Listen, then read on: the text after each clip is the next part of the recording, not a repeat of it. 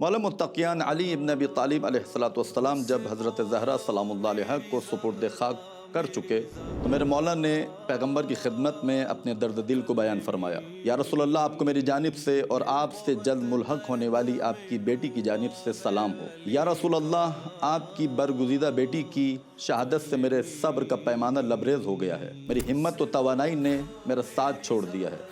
لیکن آپ کی مفارقت کے عظیم حادثے اور آپ کے رحلت کے صدمے پر صبر کر لینے کے بعد مجھے اس مصیبت پر بھی صبر سے ہی کام لینا پڑے گا۔ جبکہ میں نے اپنے ہاتھوں سے آپ کو قبر میں اتارا اور اس عالم میں آپ کی اور روح نے پرواز کی کہ آپ کا سر میری گردن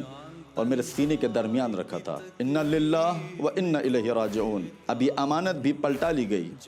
گروی رکھی ہوئی چیز چھڑا لی گئی،